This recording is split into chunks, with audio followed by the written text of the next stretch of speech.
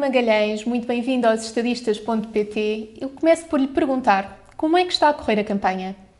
Olá, é um prazer estar convosco. A campanha está a decorrer dentro daquilo que nós tínhamos planeado e previsto. Uma campanha low cost, uma campanha barata, sem grandes meios, mas sobretudo com aquilo que é essencial, com muita vontade, muitos meios humanos, muita gente disponível para estar na rua, falar com as pessoas, ouvir aquilo que gostamos mais, aquilo que gostamos menos, de apoios, as dúvidas, as críticas também, quando são construtivas, são bem-vindas.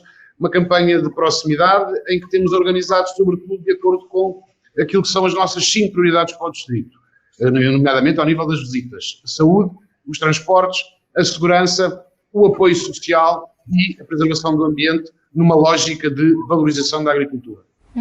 É natural de Luanda e depois veio estudar para Portugal e formou-se em Direito. Acha que este seu percurso em África lhe deu uma visão diferente dos seus pares? Não, só por uma simples razão. Eu vim com 2 anos.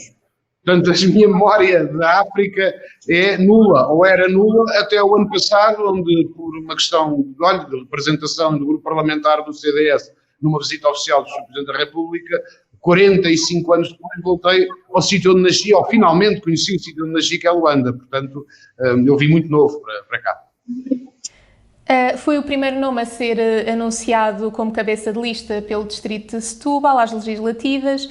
É uma cara muito conhecida do CDS por ter sido cabeça de lista em 2005, 2009, 2011, além de ter liderado o grupo parlamentar. Foi ainda presidente da Comissão Política Distrital de Setúbal do CDS e exerceu funções de secretário de Estado da Administração Interna do 15º e 16º Governos Constitucionais e também presidente do grupo parlamentar do CDS na Assembleia da República e vice-presidente do partido. Como é que encara estas responsabilidades? Olha, com um enorme gosto. É uma coisa que me dá muito prazer fazer política.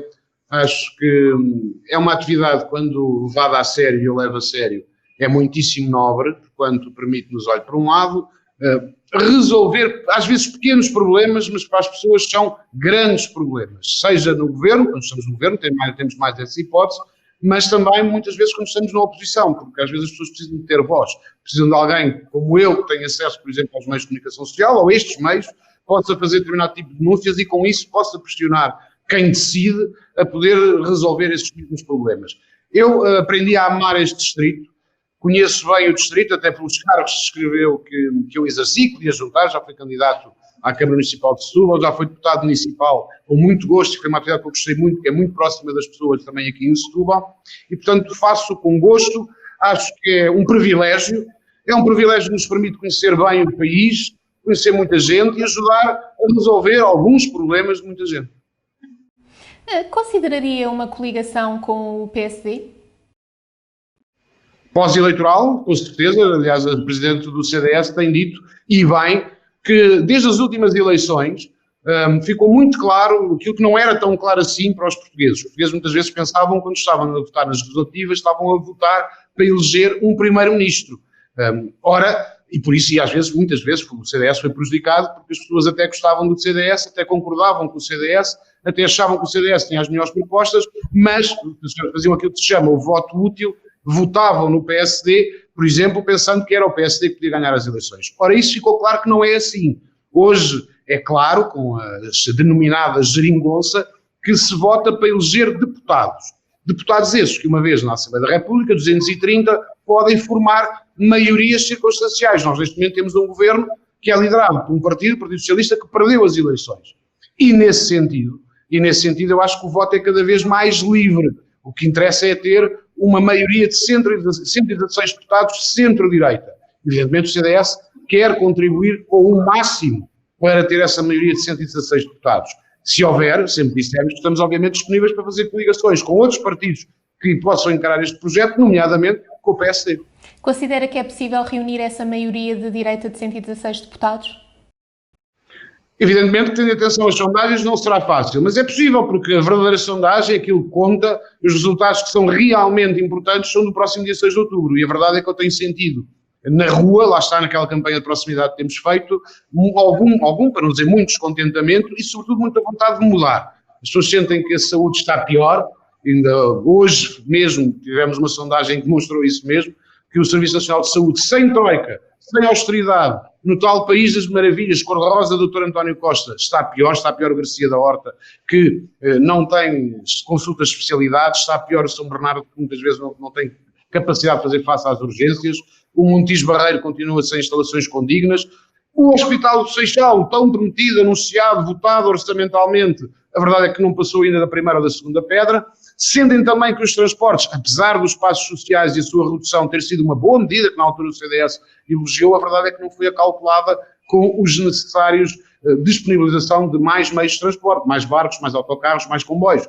Olha, uma proposta que muita gente concorda com o CDS é que é necessário, dentro das mesmas condições, abrir a possibilidade de realização desse transporte a operadores privados. Para quê? Para que possa haver maior oferta quando há maior procura. Portanto, eu acho que as pessoas perceberam também, por exemplo, que o CDS tem um discurso completamente diferente dos outros em relação à matéria que neste distrito, infelizmente, ainda é muitíssimo relevante, que é a questão da segurança, a questão de meios policiais, materiais, humanos, efetivos, autónomos, próprios do distrito de Setúbal para fazer face ao índice de criminalidade que ainda existe, que é o segundo maior na proporção de população, o número de crimes é o segundo maior do país a seguir a Lisboa, e por isso mesmo ainda carece de ser um problema de ser resolvido, para além de, e nós aí temos um discurso muito claro, não pode haver, como ainda há, infelizmente, algumas bolsas, alguns sítios, territórios quase com uma lei diferente do resto do país em que a polícia é recebida à pedrada. Sim, referiu então a questão da saúde, dos transportes e da segurança, mas também tem como bandeira a questão do apoio social e da formação profissional. Que medidas é que propõe nestes dois aspectos? Nós entendemos que a formação profissional é absolutamente crucial para o futuro do país. Nós sempre valorizamos a formação profissional, sempre valorizamos o ensino técnico, o ensino quer ao nível do secundário, quer ao nível universitário, e muitas vezes a esquerda tem um certo preconceito ideológico em relação a este ensino. Este ensino tem que ser valorizado. Já visitámos muitíssimos bons exemplos neste distrito, o Politécnico de Setúbal, a Escola Profissional de Montijo, por exemplo, onde o índice de empregabilidade é superior aos 90 e muitos por cento, ou seja, é quase total. Nós entendemos que deve ser mais valorizado esse ensino e a formação profissional, deve ser feita, não como é feito agora, que é a nível nacional, eu diria quase que indiscriminadamente, mas sim especificamente e atendendo às reais necessidades do distrito, ou seja, o distrito deve ter uma oferta de formação profissional àquilo que é a procura, aquilo que é as necessidades das empresas, por isso propomos que as empresas possam envolver muito mais na formação profissional e no ensino profissional, não só sugerindo um determinado tipo de curso, como fazendo cursos ainda mais práticos daqueles que eles são, e também entendemos que no ensino superior é possível fazer investigação fora da universidade. É evidentemente a universidade é o local próprio para investigar, mas à semelhança do que muitos países, onde acontece em muitos países da Europa fora, também deve ser possível fazer investigação dentro da empresa, ao mesmo tempo que se trabalha. E isso para nós é fundamental, a formação profissional é uma das prioridades do CDS para o distrito. Também ao nível dos apoios sociais, nós entendemos que não faz sentido nenhum as pessoas irem trabalhar para Lisboa preocupadas onde vão deixar os seus filhos, porque a rede pública, que deve ser reforçada, mantida e reforçada, de creches não tem oferta suficiente, quando há vagas, quer no setor social, quer no setor privado, vagas por preencher. Isso não faz sentido nenhum.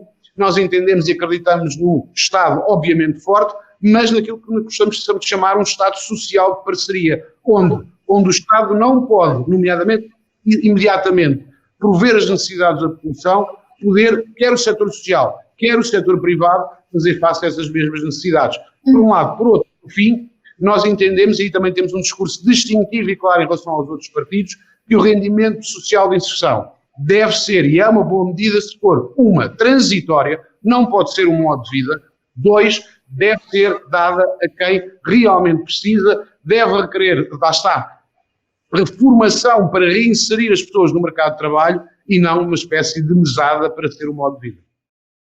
Olhando outra vez para a questão da segurança, acha que de algum modo este problema está a afetar o turismo?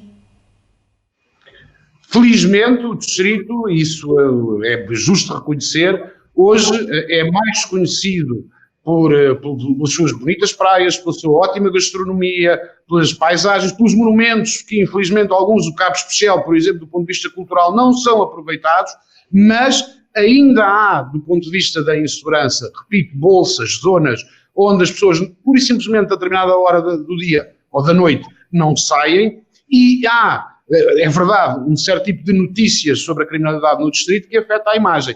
Felizmente, tem vencido a qualidade e a riqueza cultural, gastronómica, patrimonial e as praias e o sol do Distrito, mas o Distrito tem que ser muito mais do que isso. E, sobretudo, eu estou a pensar, quando falo em insegurança, das pessoas que vivem cá. Não são só as pessoas que vêm cá passar férias ou que vêm cá almoçar. É preciso que as pessoas possam, no fundo, usufruir daquilo que é um Estado de Direito democrático. É um Estado onde todos nós podemos ir a qualquer hora do dia, a qualquer hora da noite, onde quer que queiramos ir, sem ter receio de poder ser assaltado ou poder ser objeto de um crime. E nisso, infelizmente, Setúbal tristemente está no pódio dos distritos com maior índice de criminalidade. Isso combate-se, obviamente, com a reinserção social. Há projetos, até do ponto de vista camarário, interessantes. Aqui o Setúbal, no caso, por exemplo, da Bela Vista, não tem nenhum problema em reconhecer que a autarquia fez um bom trabalho.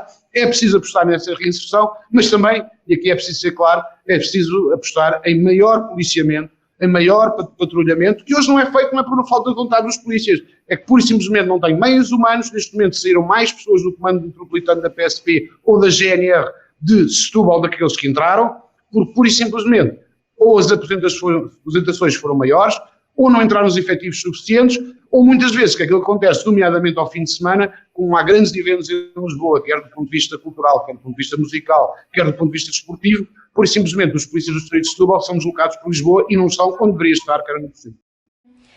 Depois da introdução do passe navegante, o tema dos transportes realmente começou a ser mais debatido.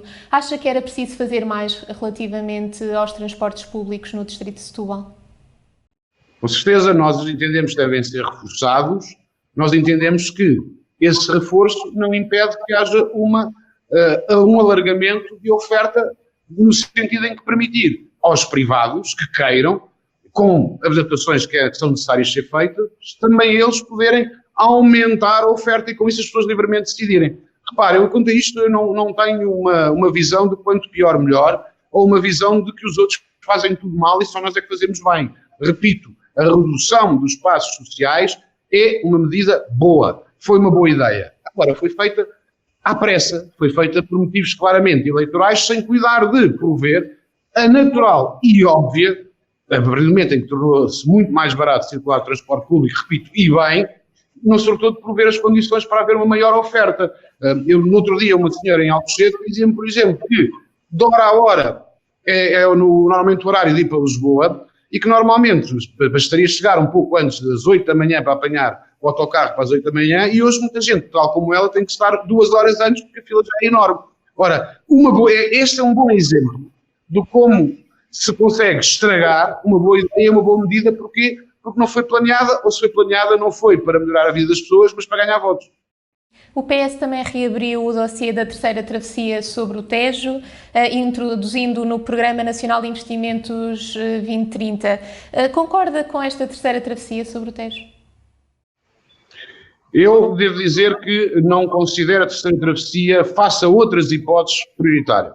Em relação aos grandes investimentos para o Distrito, eu creio que é absolutamente essencial que, de uma vez por todas, e após 4 anos perdidos, onde estávamos na consulta pública, o aeroporto do Montijo, obviamente, com todos os cuidados do ponto de vista ambiental, vá para a frente.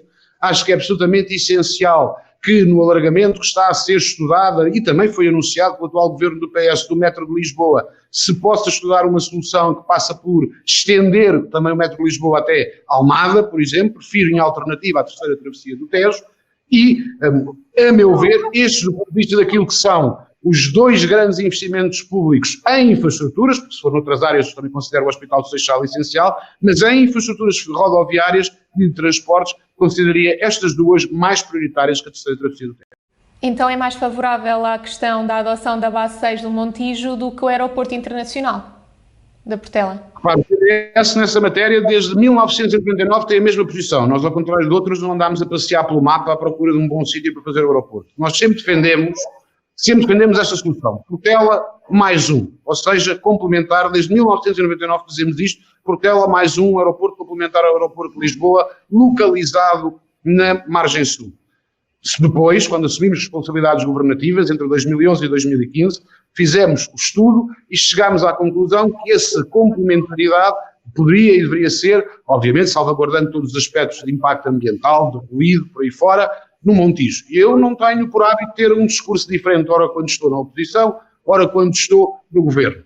E se o anterior governo, de forma muito clara, em 2015, anunciou que a solução, e lançou à discussão pública, é aquela que, não sendo igual, é relativamente similar a que este governo propõe, não é por estar na oposição que vou por simplesmente passar a dizer mal. E, portanto, nós entendemos que, e se há crítica que podemos fazer, é que 4 anos depois estamos onde estávamos, e nesse sentido foram 4 anos de oportunidade perdida. Agora, com todas as cautelas, obviamente, ambientais, com a necessidade de adaptações ao nível das escolas, da oferta escolar, ao nível da própria segurança, porque é preciso ter, obviamente, maior capacidade de segurança.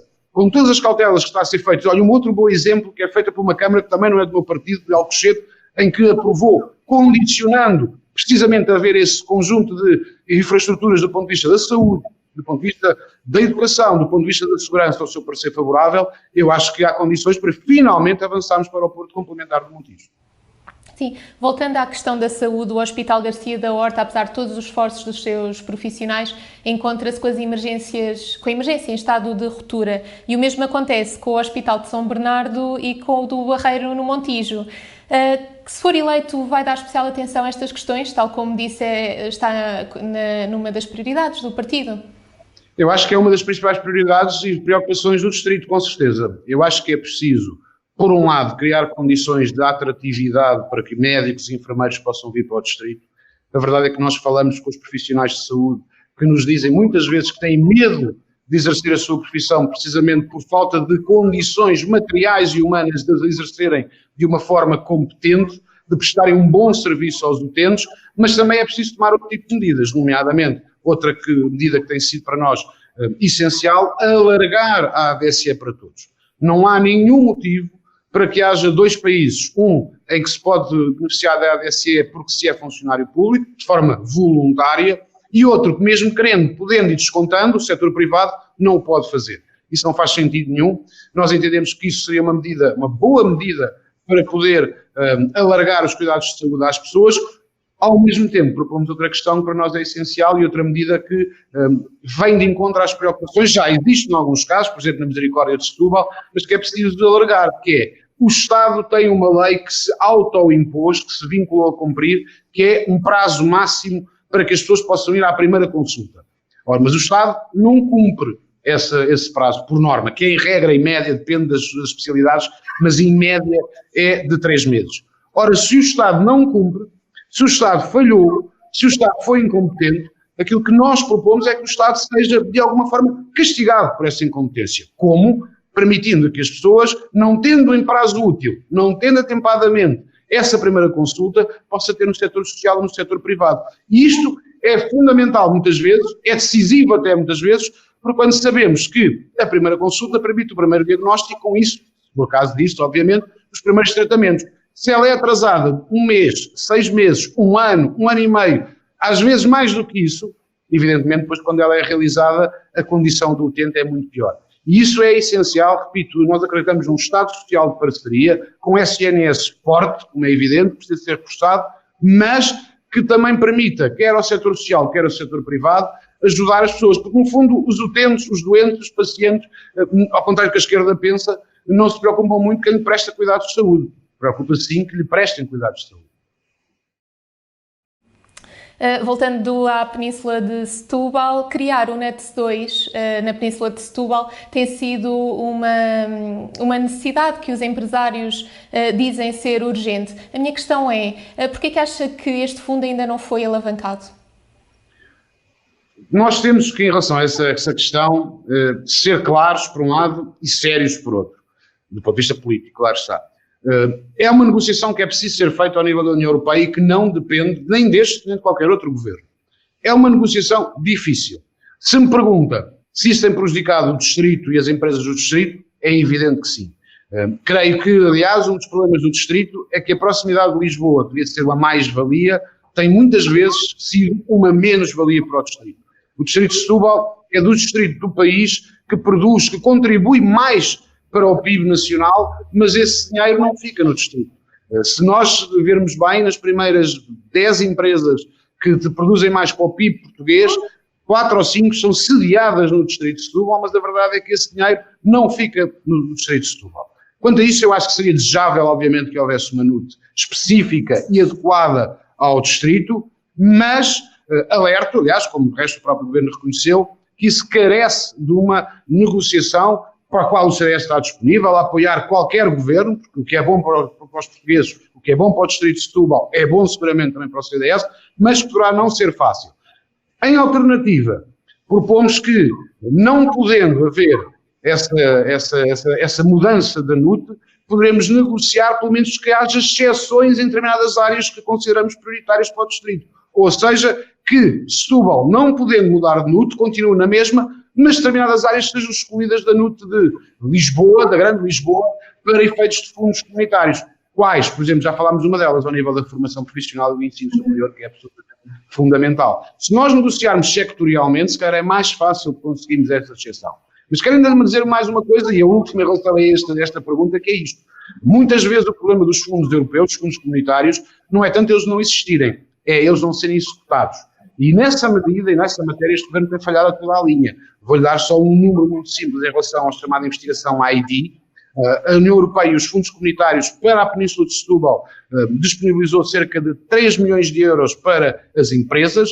Houve candidaturas no valor aproximado de, e que foram aprovadas, aproximado de 100 milhões, ou seja, apenas um terço, e que em dados de 2019, de junho de 2019, portanto há 2 meses, desses 3 milhões que eram disponibilizados, desses 3 milhões que eram disponibilizados, desses 100 milhões, desses 1.000 milhões que foram aprovados, apenas 180 mil euros tinham sido pagos. E isso é que é inaceitável. É a favor da descentralização? O mais possível. Sou totalmente a favor da descentralização, desde que não se centralize apenas no papel, como um acordo entre o PS e o PSD fez, sem cuidar de dar meios humanos, materiais e formação profissional às câmaras municipais. Sou contra a regionalização. Isso sim, porque cria um problema artificial, cria uma divisão que não existe e vai criar, no fundo, mais jobs for the boys e, com isso, mais impostos que os portugueses vão ter de pagar. Mas centralização rapidamente e em força, regionalização não. E relativamente às dragagens, um tema tão discutido aí na zona de Setúbal, tem havido, diz nas suas palavras, mais polémica do que diálogo. Qual é que é a sua posição em relação a este tema? Eu acho que tem havido um excesso de instrumentalização política e partidária em relação a esse tema, que é um tema sensível. Qual é a minha posição? A minha posição é que o Porto de Setúbal pode e deve ser melhorado as suas condições. Isso contribui, lá está, para a riqueza que é criada por Setúbal, ao nível do turismo, já falámos, fique em Setúbal, mas isso obviamente não pode ter custos ambientais, porque também, quer para o turismo, quer para uma atividade essencial para o distrito, que é as pescas, pode ter efeitos perversos. Há neste momento já estudos em relação à questão das dragagens que nos permitem concluir que há depósitos, há zonas para depósito melhores, mais amigas do ambiente do que aquelas onde elas estão a ser feitas. Simplesmente não são utilizadas por uma razão muito simples. Há o Plano de Ordenamento de Proteção da Arrábida, o POPNA, que não foi ainda regulamentado por parte deste governo. Ora, há 4 anos que nós esperamos que o POPNA seja finalmente aprovado. Eu acho que, se for aprovado, é possível ter uma solução de consenso, por isso é que eu digo que há mais ruído, que há mais polémica artificial e político-partidária do que vontade de realmente resolver o problema, que seja, por um lado, amigo do ambiente, que proteja os pescadores, que proteja a sua atividade, que permita a pesca de determinado tipo de espécies em determinadas zonas e, ao mesmo tempo, permita um melhoramento das condições do Porto de Setúbal. Eu acho que isso é possível desde que haja vontade de dialogar e não como às vezes parece que é vontade de criar confronto e polémica para puro aproveitamento partidário. Sim, uma outra questão relativamente ao turismo é se acha que é possível manter um turismo forte na zona de Setúbal e, simultaneamente, um tipo de economia circular e sustentável. Perfeitamente, eu acho que é mais um erro que muita gente comete, é dizer que uma coisa é oposta da outra. É perfeitamente possível. Nós temos, de resto, no distrito bons exemplos, mais a sul, é verdade, mas temos bons exemplos disso mesmo. Creio que o distrito não pode, de maneira nenhuma, cair no erro que outros distritos, como, por exemplo, o distrito de Faro, o Algarve, cometeu. E a mais-valia do distrito, e é essa a visão que nós temos do ponto de vista que deve ser o turismo, é precisamente esse, ser um turismo não necessariamente concorrencial, massivo como o do Algarve, mas sim um turismo que concilie a gastronomia, a cultura, o sol, como é evidente, mas também o ambiente, o ecoturismo, o vinoturismo, são tudo questões que podem e devem ser uma mais-valia. As tradições, o Distrito de Setúbal tem imensas tradições muito peculiares, muito próprias, acho que deve ser um turismo mais de setor, focado, do que um turismo de massas. E isso, quanto a isso, acho que, em relação à sua pergunta, é evidente que é possível, desde que haja planeamento integrado, desde que haja vontade de ser conciliável, que o distrito tenha e crie maior riqueza e fique com ela e redistribua com o turismo, mas ao mesmo tempo promovendo, permitindo a proteção ambiental.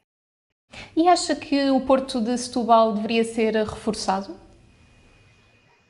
Já respondi, eu acho que o Porto de Setúbal é essencial para o distrito. Não podemos esquecer os milhares de postos de trabalho que grandes empresas que estão aqui sediadas e que, se de um momento para o outro o Porto de Setúbal fechasse, como parece que alguns querem, era um caos social por todo o distrito.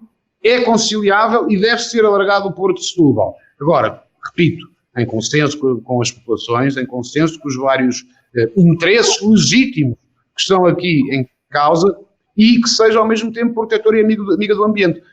Não me parece ser sequer aceitável pensar que depois de tanto desenvolvimento tecnológico, tantos estudos que foram feitos, não seja possível arranjar uma solução que consensualize todos estes aspectos em relação a um Porto de Setúbal, que evidentemente não vai substituir o Porto de Lisboa, por razões óbvias, não vai substituir o Porto de Sines, também por razões de grandeza e até das condições naturais, mas que pode e deve ser complementar de um e do outro, e com isso trazer maior riqueza para a península, para o distrito, e poder contribuir, obviamente, para o seu progresso.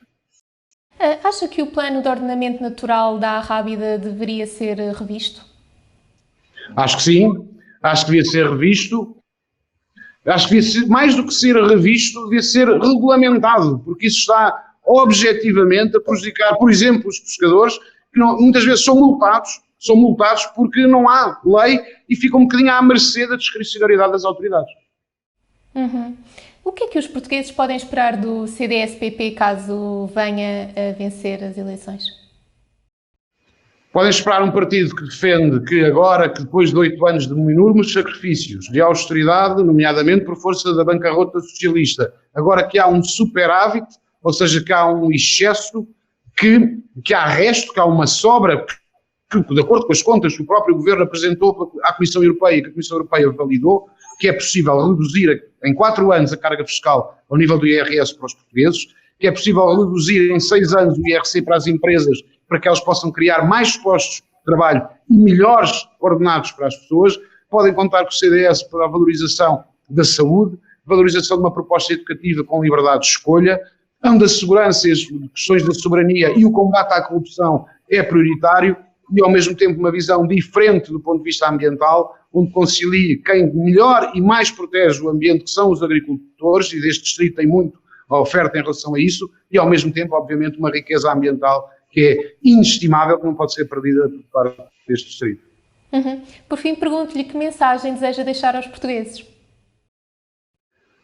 Gostaria de os dizer que nós, CDS, temos feito uma campanha de proximidade, uma campanha, como eu disse, low cost, uma campanha onde temos procurado transmitir as nossas ideias, temos boas propostas, temos boas ideias, e que no dia 6 de outubro o voto realmente, para quem pensa como nós, para quem tem ideias de centro e direita, o voto realmente útil é no CDS. É importante que haja uma alternativa ao socialismo, uma alternativa ao Partido Socialista forte, que possa defender um Estado forte, mas que ao mesmo tempo atua em parceria, que haja impostos, ou que o Estado a se aproprie menos daquilo que é o nosso trabalho, e para isso é preciso que o CDS esteja forte também no distrito, que esteja a voz do centro-direita e, nesse sentido, no dia 6 de outubro, o voto realmente útil, o voto de uma alternativa ao Partido Socialista e à maioria das esquerdas é o voto no CDS. Nuno Magalhães, muito obrigada pelas suas palavras. Vamos ter que ficar por aqui, mas eu espero que seja um até breve. Muito obrigado, um prazer.